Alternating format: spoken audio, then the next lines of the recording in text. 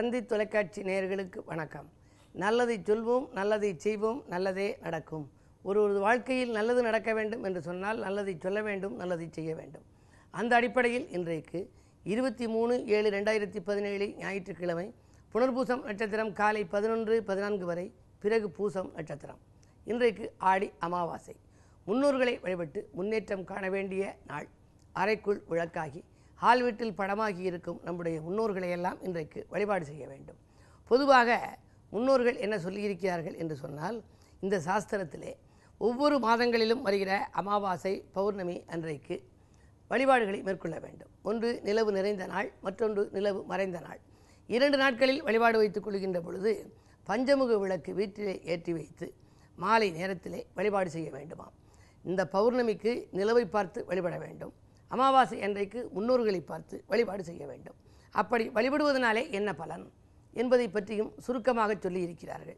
சித்திரை மாத அமாவாசையிலோ சித்திரை மாத பௌர்ணமியிலோ முறையாக பஞ்சமுக விளக்கேற்றி அவர்களை நினைவு கூர்ந்து நீங்கள் வழிபாடுகள் செய்தால் என்ன நடக்கும் என்றால், பசிப்பிணிகள் அகலும்.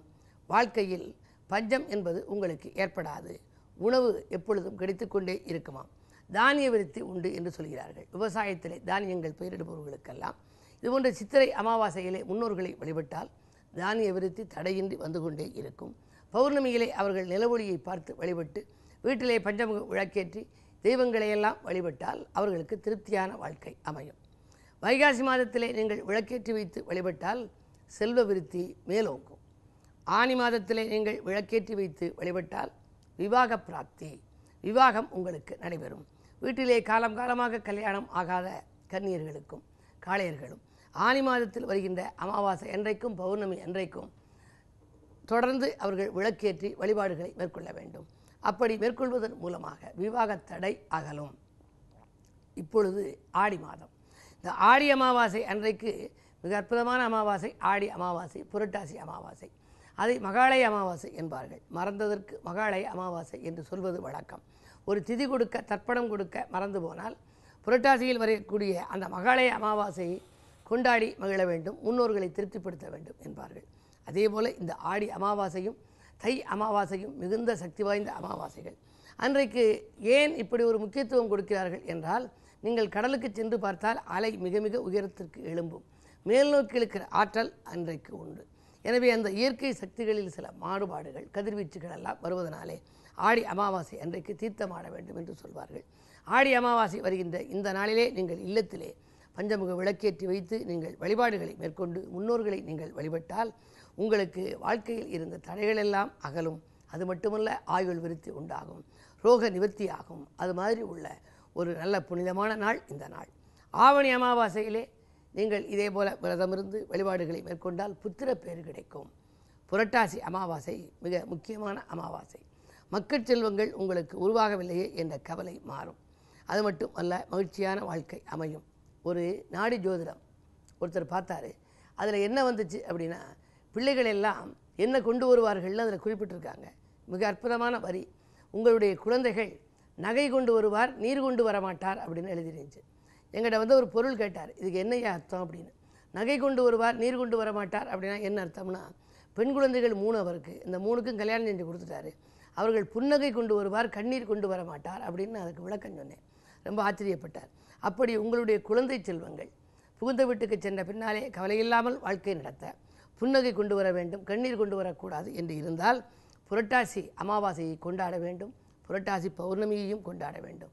மக்கள் செல்வங்களால் மகிழ்ச்சி கிடைக்கின்ற மாதமாக அந்த மாத அமாவாசையும் பௌர்ணமியும் வழிபாட்டில் உங்களுக்கு உயர்வுகளை கொடுக்கும். இதுபோல எல்லா மாதங்களுக்கும் உள்ளவைகளுக்கும் இனிய பலன்களையெல்லாம் சொல்லி வைத்திருக்கிறது சாஸ்திரம். அவற்றையெல்லாம் உங்களுக்கு தொடர்ந்து தந்தி தொலைக்காட்சியிலே சொல்வேன் என்று சொல்லி இனி இந்திய ராசி பலன்களை இப்பொழுது உங்களுக்கு வழங்கப் போகின்றேன். மேசராசி நேயர்களே, நட்பால் நல்ல காரியம் நடைபெறும் நாள். நம்பிக்கைகள் எல்லாம் வீண் போகாது, நடைபெறும். பெண்வெளி பிரச்சனைகள் அகலும். வரவு திருப்திகரமாகவே இருக்கிறது. தொழில் முன்னேற்றம் கருதி நீங்கள் எந்த முயற்சி செய்தாலும் அதில் வெற்றி கிடைக்கும். ரிஷபராசி நேயர்களே, முன்னோர் வழிபாட்டால் முன்னேற்றம் காணுங்கள். சுக்கிரபலம் நன்றாக இருக்கிறது. எனவே உங்களுக்கு கிரகங்கள் சாதகமான நிலையில் இருப்பதனாலே நீங்கள் தொட்ட காரியங்களில் வெற்றி கிடைக்கும். உறவினர்களின் ஆதரவு உங்களுக்கு நிறைவே இன்றைக்கு கிடைக்கப் போகிறது. வியாபார விரோதங்கள் விலகும். தொழில் புரிபவர்கள் தொழில் செய்யலாம். அந்த தொழிலில் நல்ல எதிர்பார்த்த லாபம் அவர்களுக்கு கிடைக்கும். உத்தியோகத்தில் இருப்பவர்கள் உயர் அதிகாரிகளால் நன்மைகளை கிடைக்கும் விதத்தில் இன்றைக்கு ஏதாவது ஒரு நல்ல சம்பவம் ஒன்று நடைபெறப் போகின்றது. புதிய உத்தியோகத்திற்கான முயற்சிகளில் ஈடுபட்டிருப்பவர்களுக்கும் அது கிடைக்கக்கூடிய வாய்ப்புகள் உண்டு.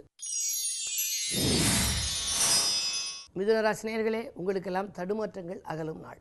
தனவரவு திருப்திகரமாக இருக்கிறது. வாங்கல் கொடுக்கல்கள் ஒழுங்காகும். பாகப்பிரிவினையில் இருந்த பிரச்சனைகள் அகலும். எனவே இந்த நாளை மேலும் இனிய நாளாக அமைத்துக்கொள்ள அமாவாசை என்பதனாலே இன்றைக்கு முன்னோர்களை வழிபாடு செய்யுங்கள். கடகராசி நேயர்களே, சந்திரன் சூரியன் செவ்வாய் மூன்றும் இணைந்த நாள். எனவே உங்களை பொறுத்தவரை அரைகுறையாக நின்ற பணிகளெல்லாம் இன்றைக்கு மீண்டும் தொடரும். ஆழமாக சிந்தித்து நீங்கள் எடுத்த முடிவுகளில் வெற்றி பெறுவீர்கள். அரசியல்வாதிகளாக இருந்தால் உங்களுக்கு அனுகூல தகவல் வந்து சேரும். மேலிடத்திலிருந்து உங்களுக்கு புதிய பொறுப்புகள் வந்து சேரலாம். பதவி உயர்வு உங்களுக்கு வருவதற்கான அறிகுறிகள் தென்படுகின்றன. குழந்தைகள் நலனிலும் அதிக அக்கறை காட்டுவீர்கள். அதற்காக எடுத்த முயற்சிகளில் வெற்றி கிடைக்கும். சிம்மராசி நேயர்களே, புதபலம் நன்றாக இருப்பதால் பணவரவு திருப்திகரமாக இருக்கிறது. மனம் போல மாற்றம் கிடைத்து மகிழ்ச்சி அடைவீர்கள். மக்கள் செல்வங்களால் உதிரி வருமானங்கள் பெருகும். சிக்கல்களிலிருந்து விடுபடுவீர்கள். தேவையற்ற வீண் படிகளிலிருந்து ஆளான உங்களுக்கு இப்பொழுது நல்ல நேரம். எனவே அதிலிருந்து விடுபடும் வாய்ப்பு உண்டு. பயணத்தாலும் பலன் கிடைக்கும் நாள் இந்த நாள். கன்னிராசி நேயர்களே, உங்களுக்கெல்லாம் விட்டுப்போன வரன்கள் மீண்டும் வந்து சேரும் நாள். விவாக பேச்சுக்கள் விரைவாக முடிவடைவதற்கான அறிகுறிகள் தென்படும். வியாபார விரோதங்கள் விலகும். பாதியில் இந்த பணி நேற்று இன்று மீதியும் உங்களுக்கு தொடரப்போகிறது. நண்பர்கள் நம்பி நீங்கள் கொடுத்த பொறுப்புகள், நேற்று ஒப்படைத்த பொறுப்புகள் நடைபெறவில்லையே என்று நீங்கள் நினைக்கலாம். அது இன்றைக்கு நடைபெற்று மகிழ்ச்சியை வழங்கப் போகின்றது. துலாம் ராசி நேயர்களே, வாட்டங்கள் அகன்று வளர்ச்சி கூடும் நாள். நீங்கள் வாழ்க்கையில் உள்ள உங்கள் தேவைகளையெல்லாம் இன்றைக்கு பூர்த்தி செய்து கொள்வீர்கள். சேமிப்பு உயரும். செல்வாக்கும் மேலோங்கும். நினைத்த காரியத்தை நினைத்த நேரத்தில் செய்து முடிக்கும் அளவிற்கு கிரகங்கள் சாதகமான நிலையில் சஞ்சரிக்கின்றன. விருச்சிக ராசி நேயர்களே, முன்னோர் வழிபாட்டால் முன்னேற்றம் காண வேண்டிய நாள். இன்றைக்கு முக்கிய புள்ளிகள் உங்கள் இல்லம் தேடி வந்து உதவிக்கரம் நீட்டுவார்கள். பணவரவு திருப்திகரமாக இருக்கிறது. தொழிலில் வருகிற லாபம் இருமடங்காக வரப்போகின்றது. அது மட்டுமல்ல, வாங்கல் கொடுக்கல்கள் ஒழுங்காகும். நண்பர்களை நம்பி ஒப்படைத்த பொறுப்புகள் நல்லவிதமாக முடியும். இந்த நாள் ஒரு மிக இனிய நாள். தனுசு ராசி நேயர்களே, உங்களுக்கு சந்திராஷ்டமம். எதை செய்தாலும் கொஞ்சம் யோசித்து செய்வது நல்லது. அது மட்டுமல்ல, இறைவனை பூசித்தும் செய்யுங்கள். முன்னோர்களையும் நீங்கள் பூசித்து செய்வது நல்லது. விலையுயர்ந்த பொருட்களை கையாளுகின்ற பொழுது கவனம் கூடுதலாக செலுத்துவதும் நல்லது. ஏனென்றால் அதன் மூலமாக சில விபரீதங்கள் நடக்கலாம். பயணங்களை மாற்றி அமைத்துக் கொள்ளுங்கள். தெருவில் செல்கின்ற பொழுது செல்போன் பேசிக்கொண்டு செல்வதை தவிர்ப்பதும் உன்னதமான ஒரு பலனை உங்களுக்கு கொடுக்கும். இந்த நாளை இனிய நாளாக அமைத்துக்கொள்ள வழிபாடுகள் தான் உங்களுக்கு தேவை. மகர ராசி நேயர்களே, உங்களுக்கெல்லாம் பதவியில் இருப்பவர்களால் உதவி கிடைக்கும் நாள். பக்கபலமாக இருப்பவர்களும் உங்களுக்கு உதவிக்கரம் நீட்டுவர். பணியில் இருந்த தொய்வு அகலும். உத்தியோகத்தில் இருப்பவர்கள் சுயதொழில் செய்யலாமா என்ற சிந்தனை கூட மேலோங்கலாம். பூமி வாங்கும் யோகம் ஒரு சிலருக்கு வாய்க்கும். வாங்குகின்ற பொழுது உங்களுக்கு யோகமான நேரம்தானா, யார் பெயரில் வாங்குவது நல்லது என்று நீங்கள் திட்டமிட்டு வாங்குவது நல்லது. கும்பராசி நேயர்களே, உங்களுக்கெல்லாம் ஜென்மக்கேது ஆன்மீக நாட்டம் அதிகரிக்கும். மாற்று மருத்துவத்தால் உடல்நலத்தை சீராக்கிக் கொள்வீர்கள். இதுவரை இருந்த நோய் இன்றைக்கு அகலும். அதற்கான வாய்ப்புகளும் உங்களுக்கு வந்து சேரும். மனவாழ்வில் ஏற்பட்ட பிரச்சனைகளும் விலகும். போன் மூலம் பொன்னான தகவல் அதிகாலையிலேயே வரலாம். உத்தியோகத்தில் ஏதேனும் புது முயற்சிகள் நீங்கள் செய்திருந்தால் அதற்கான அனுகூலங்கள் இன்றைக்கு கிடைக்கப் போகின்றது. மாற்று உத்தியோகம் உங்களுக்கு சம்பள உயர்வோடு சந்தோஷமான தகவலையும் கொண்டு வந்து சேர்க்கலாம்.